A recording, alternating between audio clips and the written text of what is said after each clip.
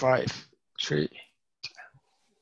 So hello everyone, my name is Adriana Vallejo. I'm the leader for Hacking Health Monterrey chapter, and we are glad that you can join us for our September 2020 meetup. Today we are going to have a special event with the home healthcare technology event, and we are going to present our guest tonight. But before, we are going to talk a little bit about what is Hacking Health. And so let me share my screen. Okay, well, Hacking Health is a global movement founded in 2012 in Montreal, Canada. Our mission is to break down barriers to innovation in healthcare, foster inclusive innovation by connecting people to solve real world health problems. And for that, we engage all stakeholders inside and outside the healthcare sector, facilitating cross-disciplinary collaboration in order to generate creative and down-to-earth solutions that to help the health challenges that we face today. We are in 40 active chapters around in 30 countries with more than 180 leaders and more than 1,800 projects that we have helped to get. Our activities are meetups, workshops, hack nights that we do with different organizations too.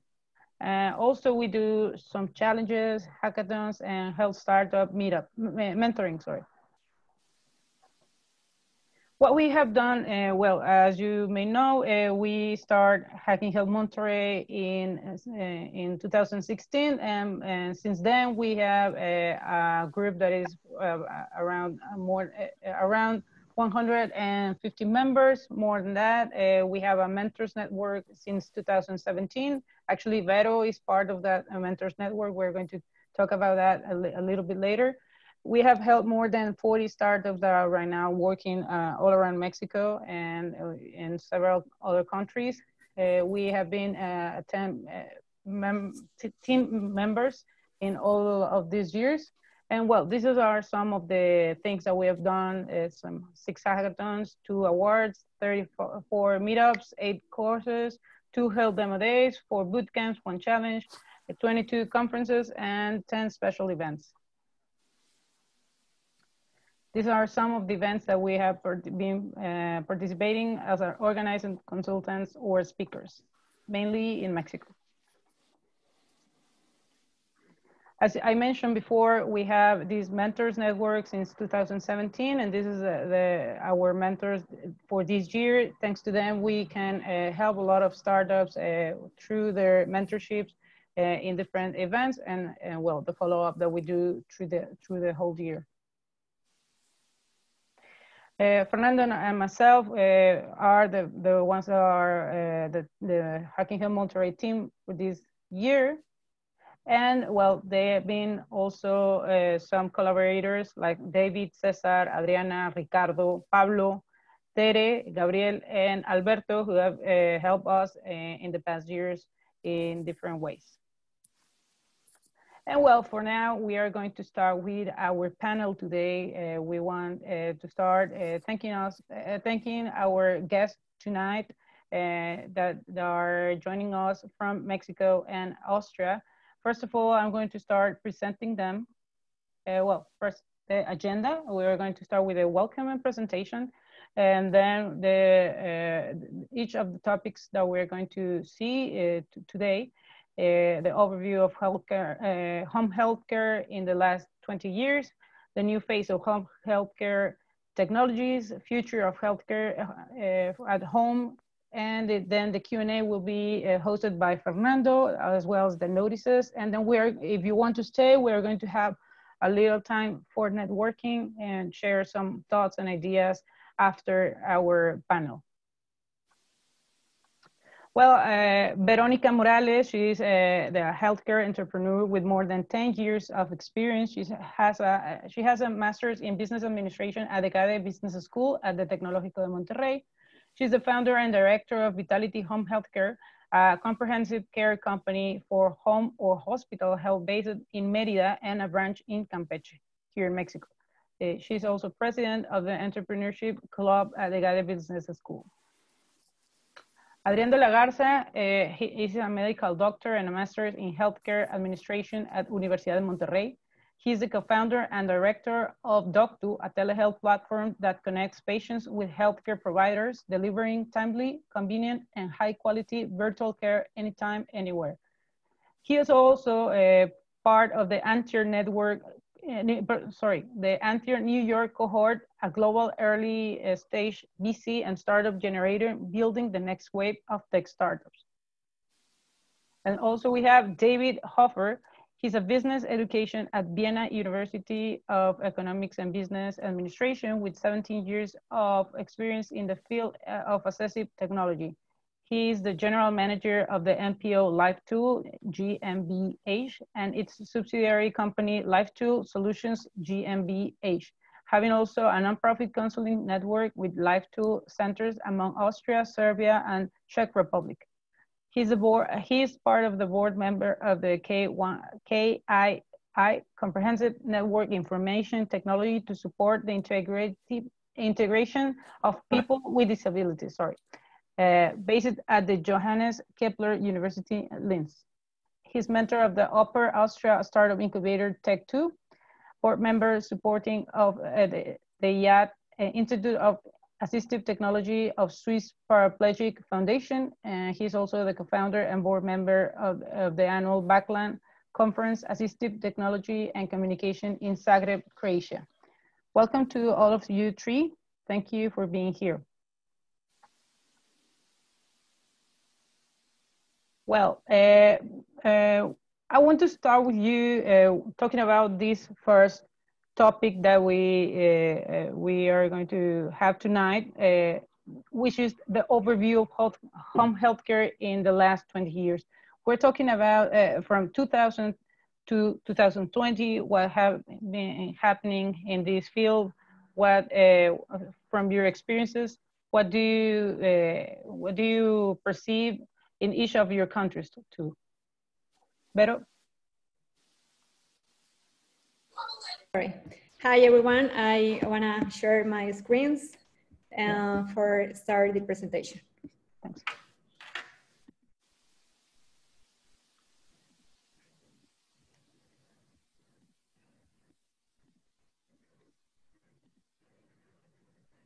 Sorry.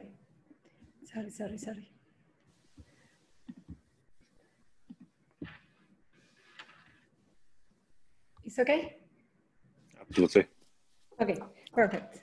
The first, I want to talk about what is the home healthcare. No, we know that is growing a trend toward reduced hospital stays, and home healthcare is gaining popularity. And that what is home healthcare? This is the first subject. Home healthcare includes any professional support that allow a person to live safely in their home. This is the most important thing.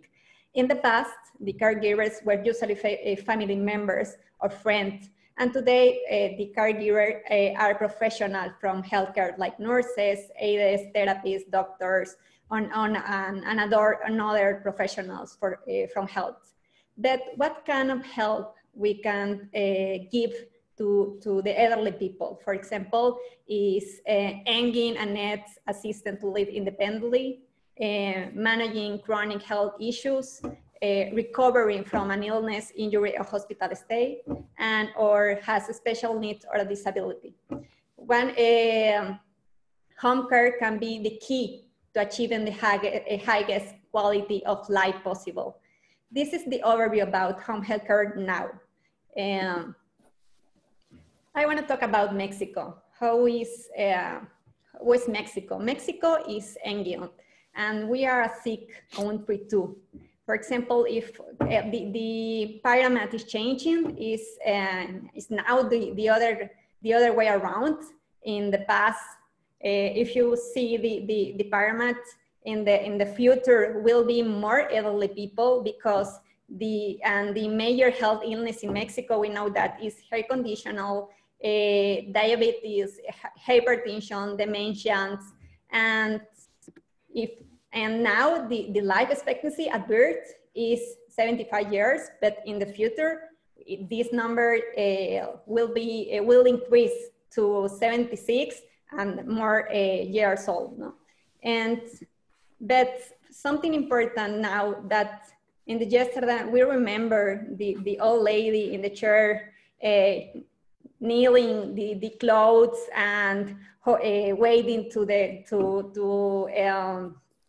waiting the grandsons, and today they are different. The elderly people now in the home health care is different. They are influencers, they are more active, more independent, more technological, more participatory, more sociable, and with greater vitality. Something important to ask is, could you imagine how will be the elderly people in the future? If we think about the centennials and millennials, talking about today in the future. This is the overview about home health care. And something, for example, I want to talk about the technology today in the home health care for elderly people today. This is examples. This platform, Element 3 Health, is a platform that connects elderly people in groups activities according to their patients. It's for people more active. And Helpful, for example, is a community network where the elderly people can share the patient or the skills, or if they wanna learn something, they connect people with the community. Now, in the technology for elderly people is think about how can I help to make more active and vitality to elderly people in home healthcare. That's great. That is great, definitely. So, Adriana, what do you see? What have you learned from the past 20 years? What have happened in your experience? Thank you, Adriana. I'm gonna share my screen. Yeah. Okay. Let me check. Do you guys see it? Just wait. Better you can stop sharing, please. Yeah. Sorry. Thanks. In the red button where it says go out of the meeting. Do you guys see my screen? Yes. Absolutely. Yeah. Okay. First of all, thank you so much for the invitation, Adriana, Fernando, and the whole Hacking Health IDS team. It's great to be sharing this meetup and panel with David and Vero, and to talk about the past 20 years in the healthcare field. We know the past 20 years have been game-changing for humanity, and not to be drastic or in any measure, but it's the truth. I mean, the first smartphone was launched in 2007. So probably right now we're talking about wearables, embeddables, technology that went beyond measure, or we couldn't imagine probably just 15 years ago. We saw in movies and series talking about future, right? So we know that healthcare healthcare has changed more. Technology has changed more in the past 13 years than in probably before that in the past 40 years, right? And we need to leverage that technology in the healthcare sector. We know that healthcare hasn't really changed that much over the past, if we look back, healthcare hasn't changed in the past 40 years. It's probably the same process of getting to know which doctor or informing yourself. Sí, no, yo por eso también en la parte de tratamiento puse que la meta era menor o igual a 7. Okay, which doctor we're gonna go see. Then the patient goes to the doctor physically. The doctor takes physical notes. The health record is stored physically. So there's this need to establish a physical and more closer empathical communication or relationship between doctors and patients. That's great. So just quick, home healthcare hasn't really changed in the past 20 years. Probably one of the biggest advancements we've had is the change from analog sphygmomanometer to digital, and that was like a huge advancement. And healthcare has really been, in the past 20 years, with its basic characteristics being dependent, being lack of information, lack of tools, provider focused, and distributed health records. In Mexico, at least, each doctor has the health record of patients, and the patient isn't the owner of their health record. Thanks, Adrian. And David, from your point of view, what has been your experience in this subject? Well, I have no slides, so you just have to listen to me. Hello from Austria, almost midnight, and thank you for having me, inviting me. My focus is on communication. So sharing thoughts, ideas, feelings makes us human. And when you talk about home healthcare,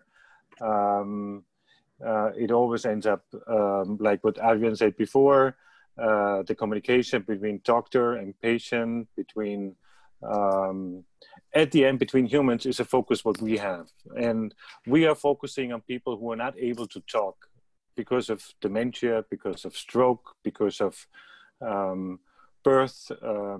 So Life Tool, and what we focus on is providing tools and solutions for people who are not able to do what we do now.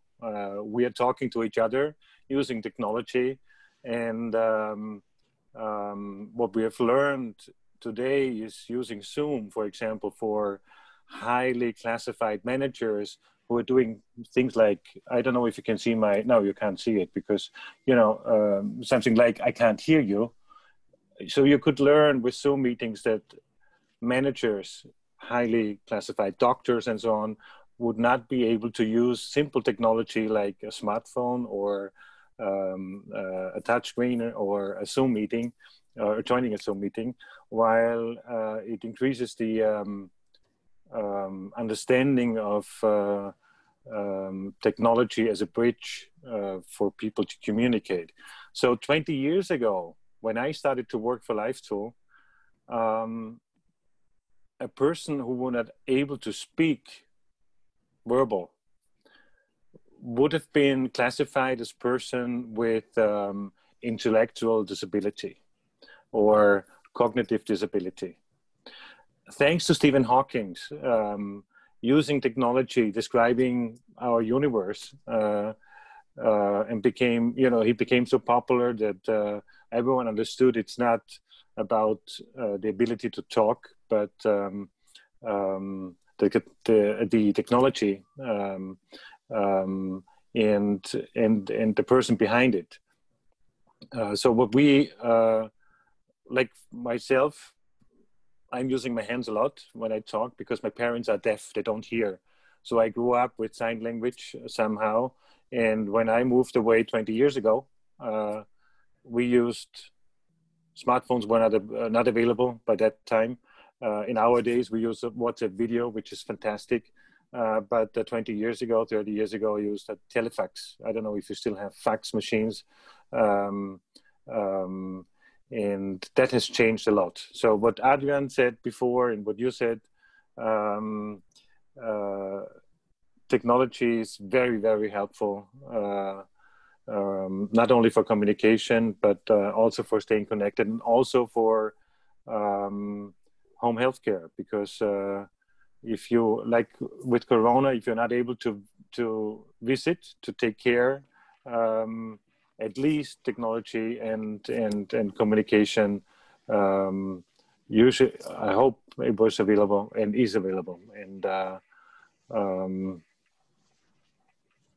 that's what I've experienced over the past 20 years, that there is no disability at all. To unfold your creativity, your knowledge and so on, you just need the right technology to overcome this gap that your disability might, bring you in place. So it's not a matter of your limitations, it's a matter of technology that is available. And I'm very glad that we have, like Adrian said also before, within the past 10, 15 years, so many things have been developed, but still, many people don't know about it. You know, it's still something in their mind, in their brain, it's in their knowledge why they don't use technology as a tool. Yeah, definitely that is important. We have changed a lot in 20 years, as you said. As Adrian said, it was disconnected. It was very traditional and dependent on the healthcare provider or the one that is taking care of the patient in their homes. And I mean, we don't have records, or I mean, just a few records, and that for tracking the patient, or let's say as a case that normally we say, imagine that there is a family, and the one that always is taking care of the patient is, let's say, one of the daughters. But then the son is going to the doctor with the father or with the mother, and they don't know what the patient is taking, like as their medicines or therapy or whatever the. So that part has changed a lot, and this is the next point that we want to take. How is home healthcare and healthcare technologies right now? What do you see? What do you use in your practice? And how has this evolved for you? Okay, I start. Yeah. Okay, I want to share my screen, please.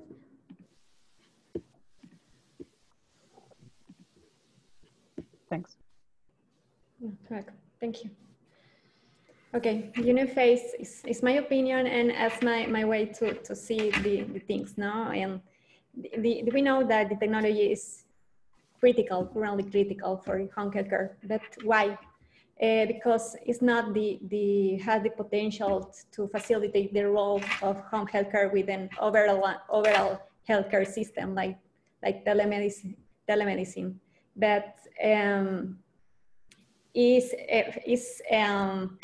as to help foster community-based independence for individuals like remote assistance. But because it goes in my way to see the technology now is because they are looking for the prevention and the patient empowerment to make them safe, or give them more safe and independence for the patient, or for the elderly people, or for the people into the house, no? But what kind of technology already exists to prevent in the home healthcare? For example, we are talking about monitoring technologies, all the Internet of Things, all the cameras, all the sensors, all the devices embedded into the house. Also, the devices, for example, for well-being, for fall prevention, safety and security, health status monitoring, memory aids, a lot of devices for help to the people to control their health.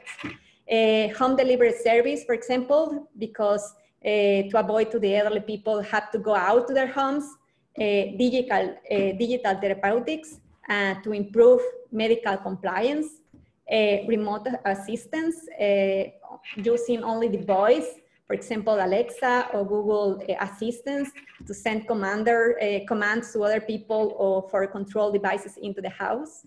And digital health, all the tools that help patients to navigate the health system, like telemedicine or for the patient engagement, and all the platforms that combines all the system, mobile application, call center, and all the system for help to the elderly people. I want to talk about examples because for me it's very important give you examples to see what kind of technology already exists. Because when I was writing the presentation, I saw a lot of examples, and for me it was unbelievable. For example, the pill pack is the full service pharmacy from Amazon, or Addison Care is a virtual caregiver, like a virtual that gives all the information for the patient into the house. Wake Call is mobile devices that connect health and emergency response, emergency, ambulance, everything. Or for example, Ava is a device that uses Google Home or Amazon Echo or another smart speaker to engage patients and send information or commands to doctors or the other family members using like a Alexa, no? Is for example, Pillow Health is a robotic companion and facial recognition technology to dispense medical to people at home. If you don't know how many pills or what time you have to take your medicine, this device give you all the information and the alarm. Or for example, Vero is another startup. It's a bottle, a smart bottle, and with sensor to give all the information in the bottle. And or for example, these two startups, Electronic Caregiver is a pocket smart and control your signals, the send information with the doctors or emergency death like a smartwatch. And Unaleware is like a electronic caregiver, and is with voice control. You don't, if you, for example, if you fall into your house, the device sends alarm with to emergency. And what can I see with that? And the technology for now is oriented to prevent. In the past is I care of you. Now is I wanna prevent. If you need to prevent falls, prevent illness, prevent disease. This is the now with technology. What can I do for prevent any kind of illness for the elderly people into home? In like I said in the past, the family members, the friends were the caregivers. Now the professional health need this kind of devices for their work, and now need prevent and need to make more comfortable their work. Those are great examples, Vero. Thanks. Adrian, what do you think was your experience?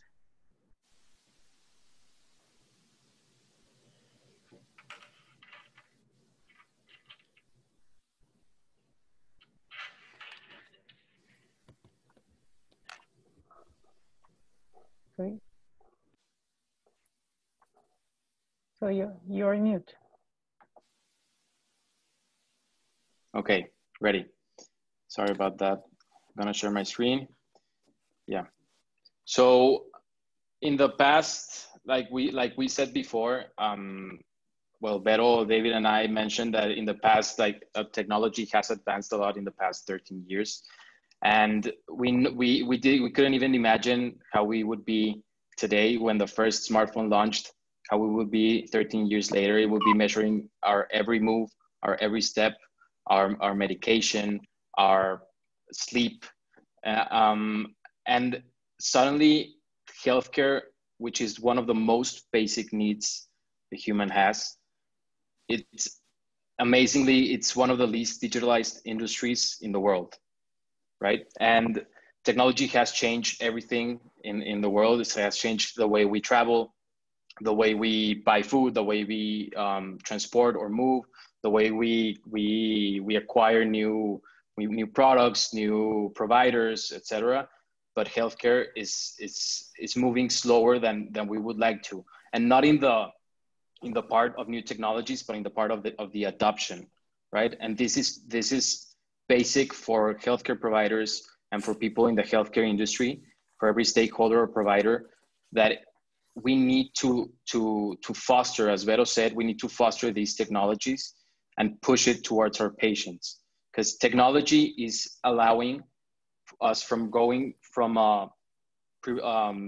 corrective care going to a preventative care, right? And technology is also allowing patients to go from being patients to become healthcare consumers. And that's the goal. That's how we can move to a preventative health. We become an active and daily healthcare consumer. So right now, technology has moved at a tremendous pace, and obviously leveraging telehealth. And as David said, establishing a great communication, even though we're miles or countries apart, establishing a great communication with your provider. And there are tools that like this, TitoCare, it's a Israel-based company, and you can buy this whole package for home healthcare for about $200, $300 in Best Buy. So this is already out there. You can use it to explore your kids, yourself. It has a stethoscope, thermometer, otoscope, tongue depressor, and dermatoscope. There's also emerging software like Bina AI, who's making facial recognition, and it's identifying through this technology our heart rate variability, breathing frequency, blood oxygen, and blood pressure. And all this technology already exists. It's like David said, people doesn't really know about it. People don't know about it, so we need to push as people in the healthcare industry to enable our patients to use these tools. And we have the biggest companies like Apple or Amazon. We're moving into, I mean, the newest Apple Watch just came out, and incredibly, it measures your blood oxygen also. It has the ECG function, the heart rate function, and also they have a electronic health record. Also, with talking about Alexa, it helps us improve the patient's remote monitoring, and it's also a virtual healthcare assistant. So I think that technology now is really changing for us, but technology has been changing for the last 10 years. It's how we use it and how we promote its use with our patients that it really will be a benefit for every healthcare stakeholder. Perfect. Thank you, Adrian. And David, what's your experience? Great examples from both Vero and Adrian. I love all these new things, and nevertheless, what we are discussing here in Austria and in Europe are things like data protection. It's a big issue here. How can you make sure that all your vital parameters and all your communication and whatever it belongs to you, and it's not going to China, either China or America. So what we are discussing about is like having an Alexa offline in order to not letting the company know what my demands are or what I'm searching for, to have a certain kind of privacy. So this is something I think it's I don't know if it's specific Europe that we are talking about that, or you do it as well. I would love to hear about that. But it's a thing we are talking a lot, and obviously, I mean, adopting technology to the people's need is something that the government of Upper Austria, of our state here, has put on the agenda for the next 10 years, which I really appreciate. And from my daily work, we are trying to allow people, or to keep people as long as possible in their own four walls or at home, using technology, but other things as well.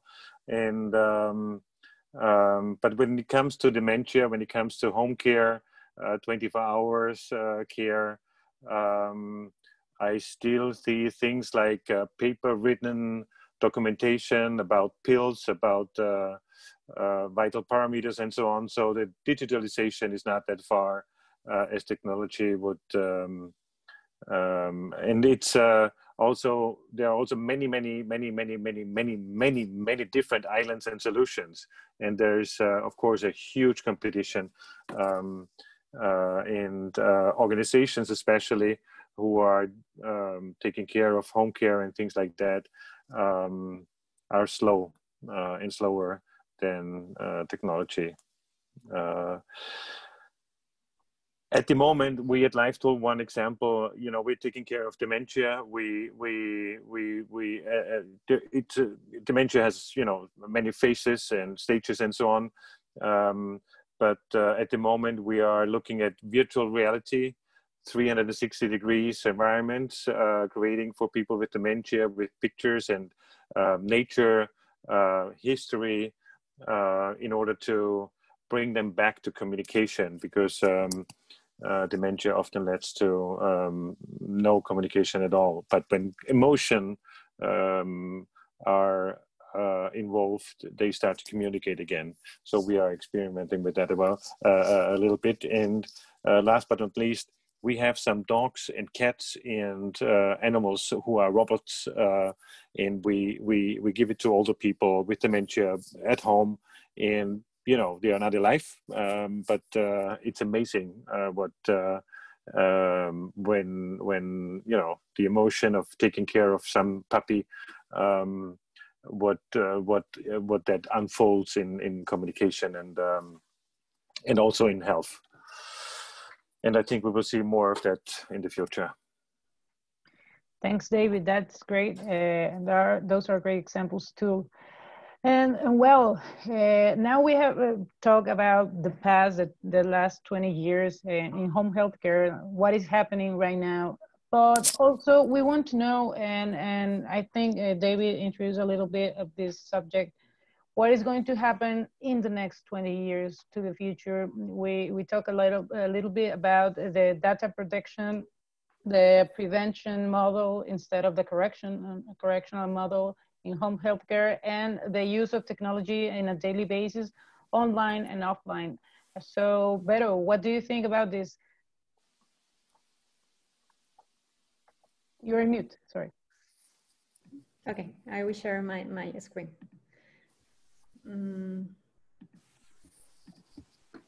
Okay.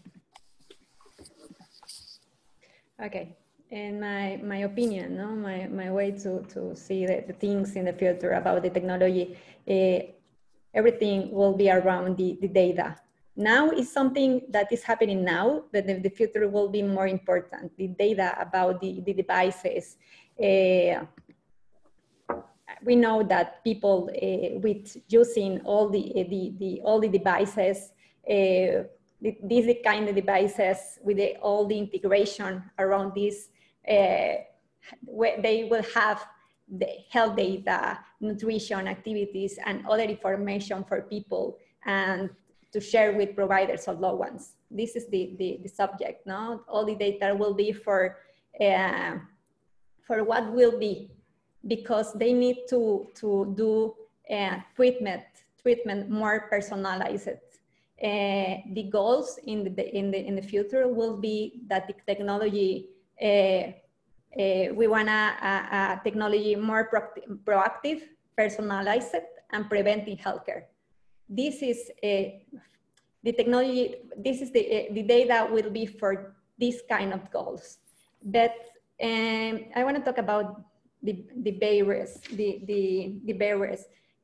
First, the privacy and the data security, because big issues where people personal health data is sharing, and the now and in the future, the people, the person, we don't know who is doing it, where data is going, whether it's benefit them, and in their outcome is real.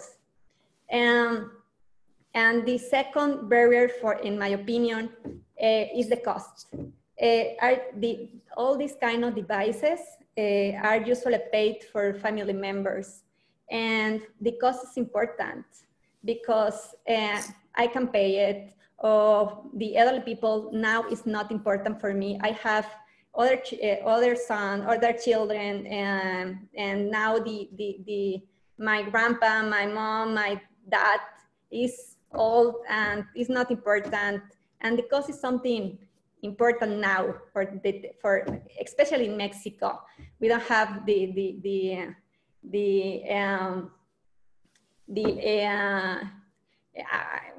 correct way to think about the technology and the costs.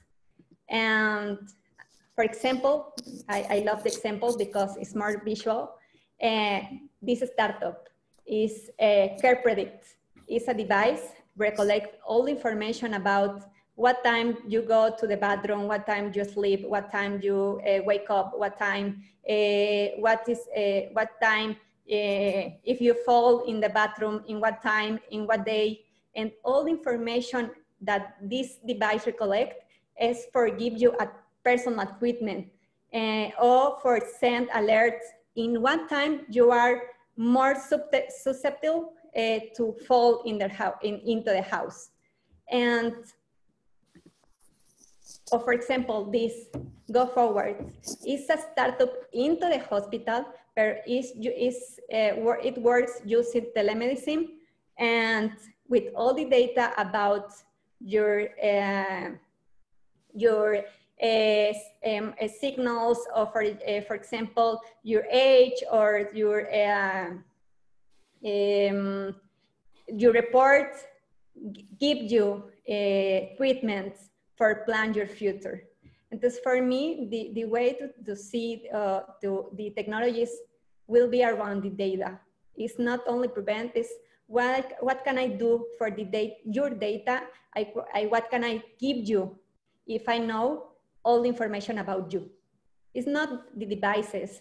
Every day will appear more devices or more sophisticated and with more technology. But what kind of data I can recollect about you for give you something more personalized and for give you all the attention in your house and with the providers or stakeholders that care of you. It's my way. Thanks, Vero. That's great. So, Adrian, what do you think about this subject? Thank you. I'm gonna share my screen. You see it? Yeah. Okay. So I think Vero, like David stated, and Vero has a really also has a really great point. The future of healthcare is going to go data-driven. One of or simple characteristics of the future of healthcare is going to be independent, technology-focused, data-driven, secure, and patient-centered. We know that technology has advanced.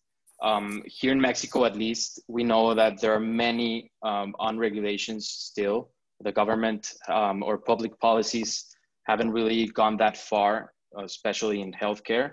But it's part of our duty as providers, as people, as stakeholders in healthcare to push past this public policies in order to really create this value and innovate, right? And by value, it's data-driven and value-based care.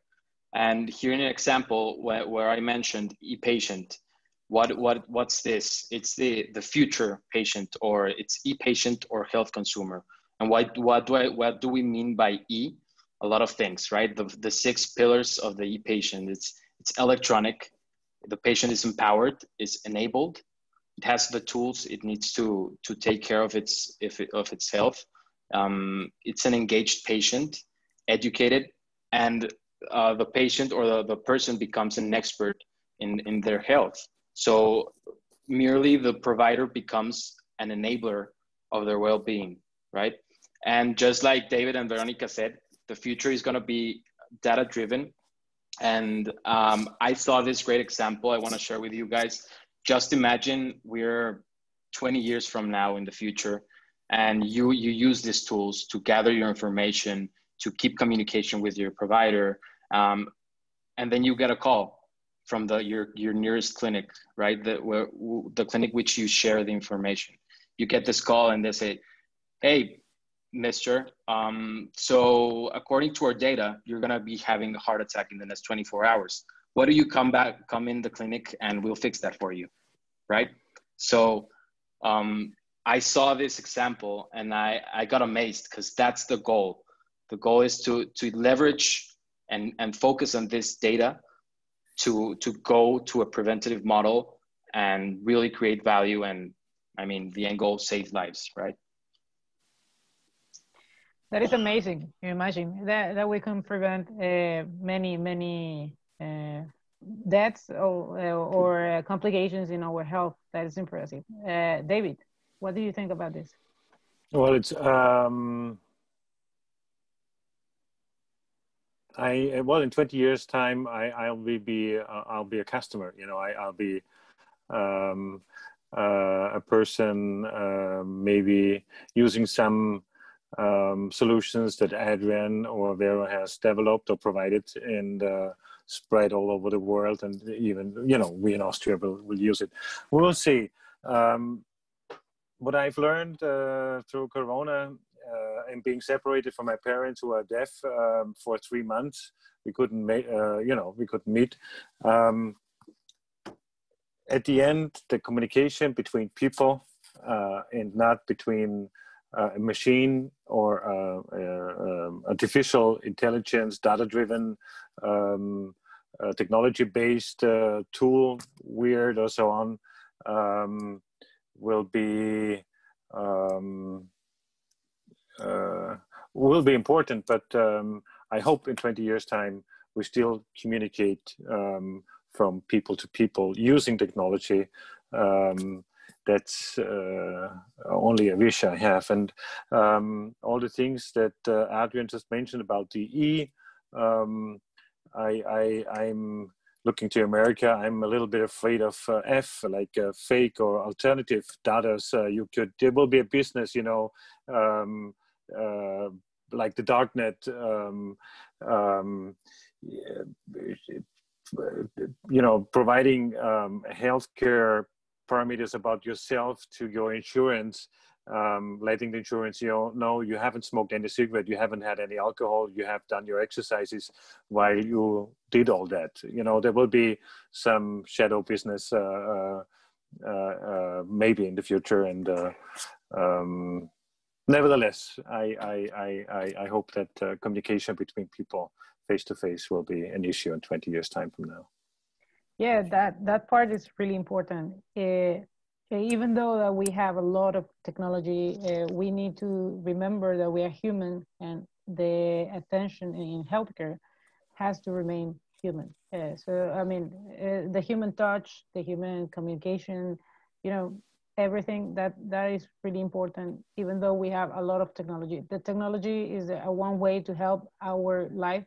And it will remain very important, but we don't have to forget that part. So for the next part, we're going to follow up with the Q&A, and this will be hosted by Fernando. Fernando, it's your turn.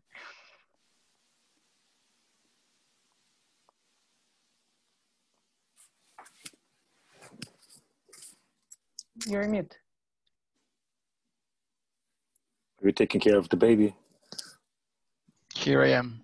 Now the baby's already been taken care of. Thanks God. Thank you all again for being here, and thank you for your questions being submitted. The first one is from Tomas. He asked about what are your thoughts or opinions about the patient empowerment during and after, or what will follow after the COVID pandemic.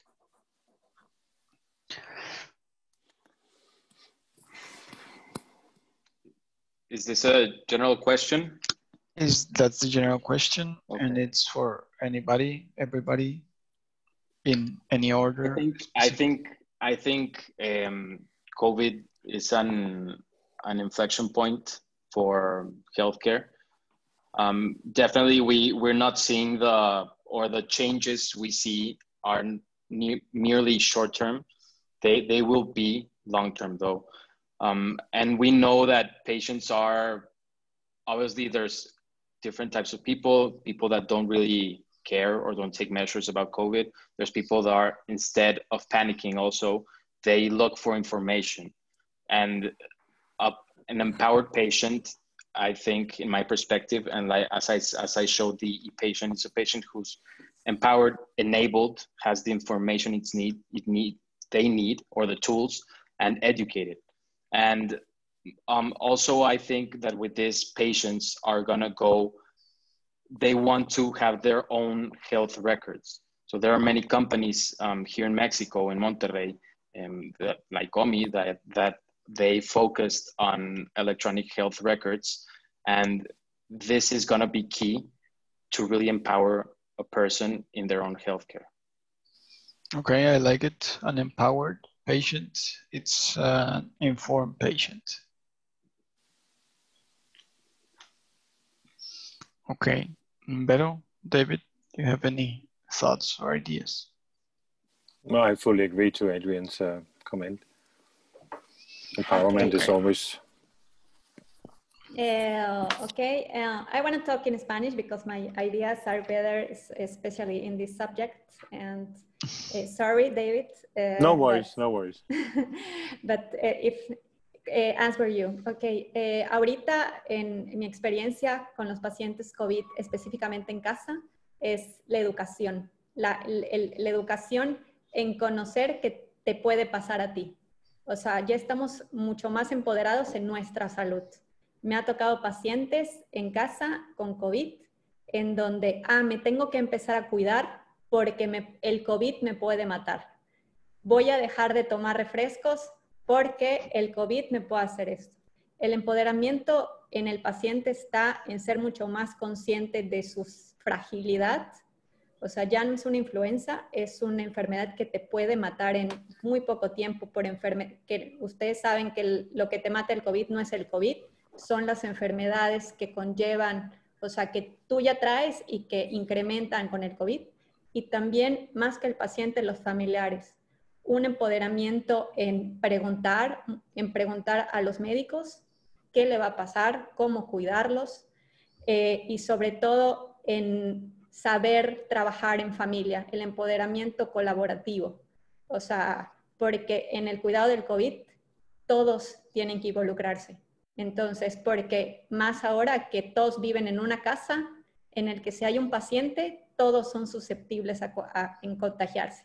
Entonces, el empoderamiento está en ser consciente y la información te da poder porque ya eres consciente de qué puedes hacer para mejorar.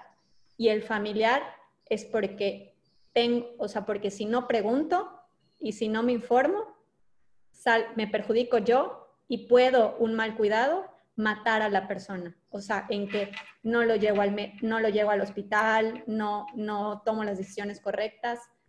¿Sí me explico? Entonces, en eso está. O sea, en saber que el COVID te hace más frágil de lo que otra enfermedad te hacía. Great. Thank you very much, Vero. I'm going to continue with the questions. Here is the next one is by Miriam Alanis Espinosa. Gracias, Miriam, por estar aquí. Thank you very much, Miriam, for being here.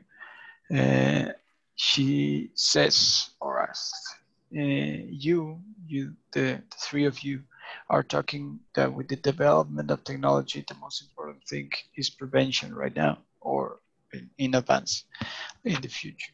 But how do you think that this is going to be adopted, particularly in Mexico?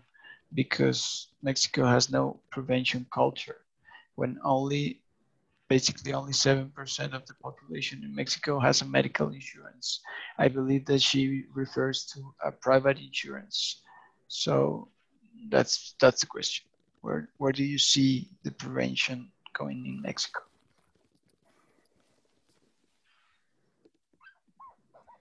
Okay, igual, sorry. No Emilia, worries, no worries. Sorry, David. Because my ideas are better in Spanish. Okay. No tenemos cultura de prevención en México. sobre todo en el tema de las aseguradoras. Yo creo que ahorita en el COVID se incrementó, pero lo que sí ha aumentado, Miriam, que trabajo con mucha gente en casa, o sea, hablando desde el punto de vista en casa, la prevención del cuidado. O sea, el cuidar la salud, hacer más ejercicio, comer mejor.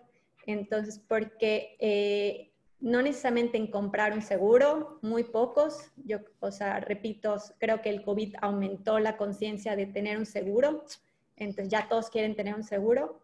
Pero el tema de la prevención ya es que me toca cada vez más gente en que tienen, por ejemplo, su baumanómetro digital. Ya tienen, se toman todos los días la temperatura o tienen diabetes y todos los días se toman su glucosa. La prevención de pequeños cambios culturales, de cuidar un poquito más nuestra salud.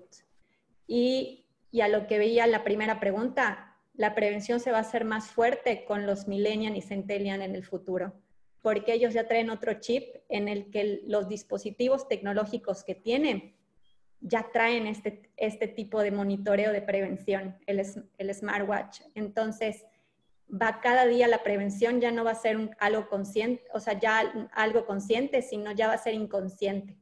Ya no, o sea, como el registrar a qué hora duermes. Ya lo haces más como por hábito y es aunado al tema de la prevención. Si nos vemos desde el punto de vista de seguro médico, estamos bastante terribles en México, pero hay otros hábitos de prevención que cada día estamos tomando y sobre todo las nuevas generaciones que son más conscientes, estrés, salud, cuidado, enfermedad, porque ya hay más conciencia de que nadie quiere llegar a ser un adulto mayor enfermo. Okay. Adrian, David, any ideas? I agree with Veronica, and as she said, me personally, I don't think there's a specific correlation between preventative culture and the power to acquire or the economical capacities to acquire private health insurance. Let's remember that in Mexico, about 80 million Mexicans have public health insurance with IMSS. And also, but there's definitely, this is definitely a challenge for the Mexican or Latin American culture generally as adopting health technologies and going to that preventative culture. And as Vero said, small changes will make this difference. COVID is definitely changing these small changes in habits, and also about being more, this is, as we mentioned earlier, this is a need for healthcare providers to educate the patients, also to educate them and really make them aware of the changes they need to make. And an educated patient, as we mentioned, is an empowered patient, right? And so this is a long way to go for healthcare providers, but we really need to push this to the culture, the Mexican population. Okay, thank you, Adrian. David, please. Well, I'm going to talk in German because. Try it. Well, there is a beautiful technology that would help you. Talking German while you talk English or yes. Mexican in nowadays. I'm really amazed to hear about the situation in Mexico and when it comes to prevention and what you both have mentioned. In Austria, actually, we do have quite a good healthcare system. There is almost no one left without any public healthcare, without any support. And I've just checked the numbers for what the government spends on prevention, and it starts in kindergarten with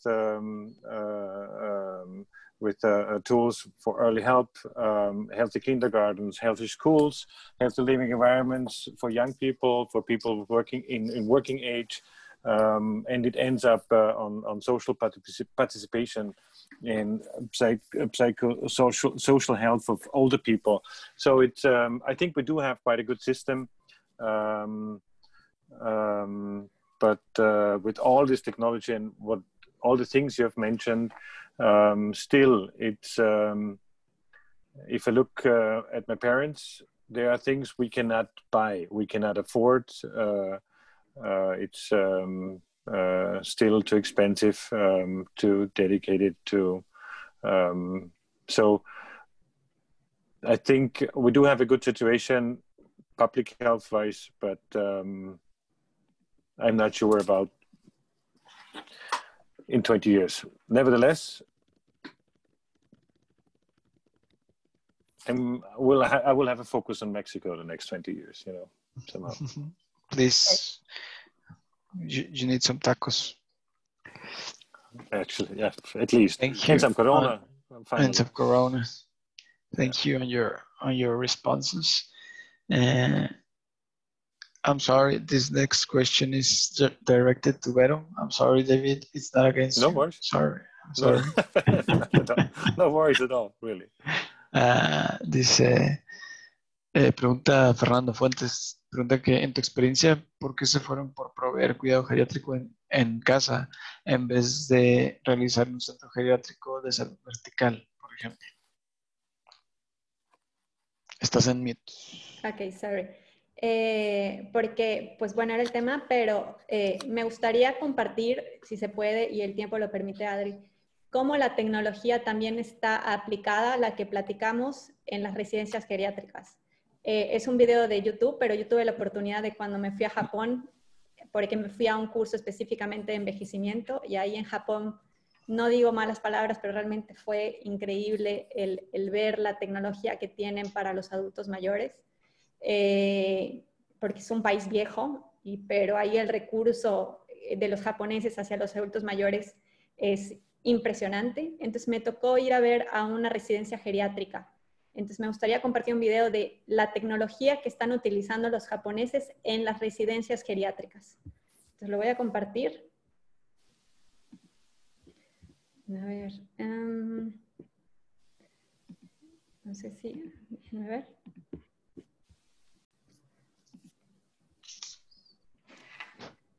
A ver si se puede.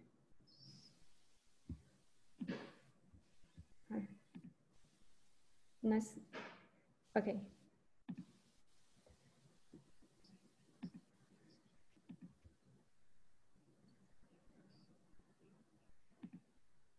Me encanta que hacen robots, pero los hacen bien amigables.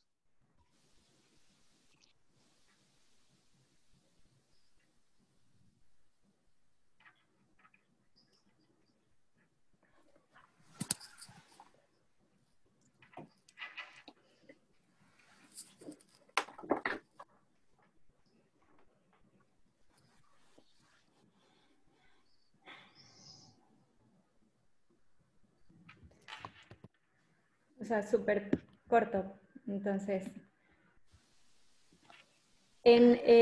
bueno, nos enfocamos al tema de hogar porque era esto, pero en toda esta tecnología también lo están aplicando en las residencias geriátricas. No solo, yo creo que sí hay un factor de reducción de costos para reducción de personal, pero para las residencias geriátricas se vuelve cada día más importante los tratamientos personalizados, porque tratan con muchas enfermedades. En una sola residencia puede haber demencia, puede ser pluripatologías. Y la tecnología les está dando, regreso a lo mismo en mi opinión, la suficiente data, o sea, la suficiente cantidad de datos para que cada tratamiento sea personalizado para el residente. Obviamente eso genera 10 veces valor a una residencia geriátrica que tenga tecnología integrada. Entonces, el tema, pues, el cuidado en casa se tiene mucho valor, sobre todo en México o en Estados Unidos, porque hay, bueno, depende del país. El cuidado en casa en Estados Unidos, el gobierno te da dinero, o sea, hay programas que incluyen el cuidado en casa. en Europa o en Alemania la cultura de cuidar en casa. Entonces, en Japón, pues ahí no se da tanto porque casi todos los adultos mayores viven solos. Entonces se van a residencias geriátricas, se vuelve como la casa. En México lo que hay aquí es una dualidad. Cuidan en casa por esa cultura que tenemos de la familia, la unifamiliar, el cuidar al abuelo, a la abuela, a la tía, aunque sean 50 personas en una casa. Pero ¿cuál es la otra contraparte? En el que no gastan los mexicanos en los adultos mayores. Entonces eso ha retrasado mucho en que las tecnologías que ahorita vemos que existen entren al cuidado en domicilio y prefieren enviarlo a una residencia geriátrica porque finalmente te lo doy, ya no es mi responsabilidad. Y ejemplo lo vemos con el smartwatch de ahorita que salió de Apple, en donde quién sabe hasta cuándo va a entrar a México con toda su tecnología de monitoreo y también en países latinoamericanos. Cada día hay más cuidado, hay más cultura de cuidado en casa por el tema de la unión familiar, cuida al abuelito. Pero si lo unimos al tema de el tiempo corto, las actividades, etcétera, ese ritmo de vida que tienen las personas, es cuando empiezan a recurrir a profesionales de la salud para cuidar de manera más especializada. Entonces quería compartir lo del cuidado geriátrico porque también toda esta tecnología está pensada en residencias geriátricas, como es la asistencia virtual, todo por la prevención, la personalización que se debe de tener a una persona, a un cuidado de una persona. Okay, perfecto. Muchas gracias, Vero. Thank you very much. And we'll go with the last question. This question is from Daniel Fernandez, and it's like this. Big amounts of patients data acquisition will allow an increase in technology development or research, or they will be concerned about emerging technologies such as AI and its impact on their decisions. What about life insurance companies and employment opportunities?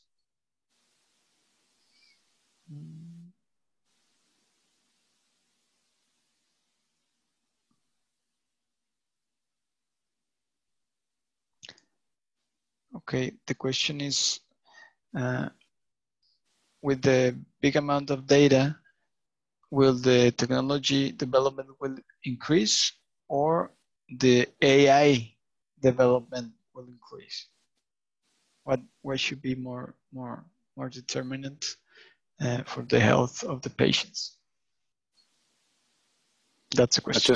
Just one sentence, probably from Austria. We, as I said before, we have on the government level and for all the research organizations here, we have decided to start a program that is called kind of human-centered AI. So we always place human before the AI, and the AI should be adopted to human needs.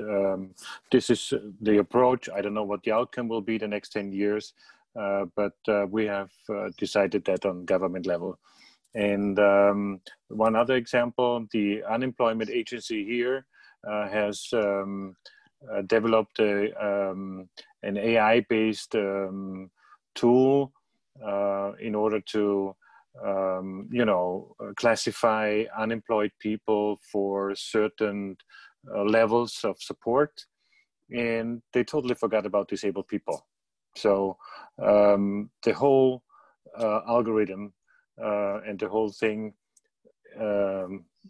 was stopped and has to be developed again, considering certain kind of disabilities. And this is just one example how you could and how you should adopt AI to, humans. Made by humans to humans. Okay, well, that was the last question. If there if you have no other questions right now, we would continue to the last part of the meetup. That is only you listening to me, because I'm going to give you some notices or avisos.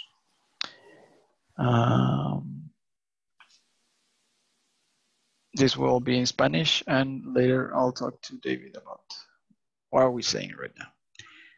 Les queremos recordar la invitación abierta a la parte del Health Innovation Award. Esto es lo que se ha ido convirtiendo del Geltatón que habíamos estado haciendo en el marco de Inc. Se ha transformado ya más en su propio premio, en su propia parte de Inc. que tiene pues esta convocatoria. Los datos y de la convocatoria están tanto en las redes sociales de Hacking Health, de HealthIDS y de Inc. Obviamente se puede encontrar también ahí en las landing page. Creo que sí, es hasta el 30 de septiembre para las inscripciones, y no hay, o sea, creo que puedes pagar tu acceso a Inc. y ya con eso puedes participar para ser seleccionado para el Health Innovation Award, a menos que Adriana me corrija, ¿verdad? Ok, no hubo corrección, genial. También empezaron a hacer la iniciativa, la parte de Brain México. Ya está abierta su convocatoria. Se pueden inscribir, obviamente, para competir por uno de los premios de $5,000 que tienen. Obviamente son para insumos de proyecto, no es para contratar personas, no es dinero en efectivo. Obviamente es para que podamos brindarles un hardware de lo que necesitan para seguir adelante con sus proyectos. Este cierre de registro ya es dentro de a lo mucho unas 2 semanas, el 3 de octubre, no falta mucho, son menos de 2 semanas. Y pues bueno, esta es la primera iniciativa de Brain México ya como programa. Los invitamos, por favor, tómenlo en cuenta, sobre todo si tienen algún gadget que necesitan avanzar. Les recordamos la parte del boletín mensual de HealthIDS. Intentaremos no ser ni repetitivos ni demasiado extensos. Por favor, si quieren recibir el newsletter o la parte del boletín mensual, recuerden registrarse. Y por último, o penúltimo, debe ser por ahí, les recordamos la parte de la membresía de HealthIDS. ¿Qué es lo que buscamos hacer? Buscamos unificar o tener una sombrilla de comunidad para todos los proyectos que están buscando emprender en salud, para que tengan, obviamente, darles nosotros, incluyendo, o sea, darles mucho de la mentoría que nos encanta proveer, accesos a la parte de los Demo Days, invitaciones a Demo Days que abren puertas relevantes, demás eventos que algunos no están confirmados, algunos están en hold por la parte de la pandemia, pero siempre vamos a irlos promocionando en redes sociales. Vamos a buscar también proveer evaluación periódica de sus proyectos y pues obviamente el acceso a la red de mentores de HealthIDS. Para cualquier información, por favor, contáctenos a contacto@healthids.org.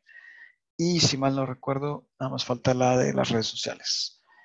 Si ya nos siguen, denle un like, denle un retweet, repost, realgo, y si no, pues por favor hagan el favor de ir a seguirnos. Excelente, pues muchísimas gracias, Fernando.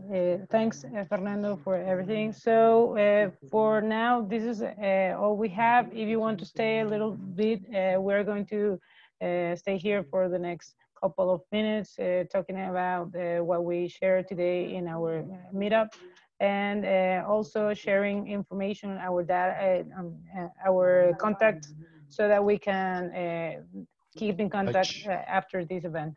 Thank you.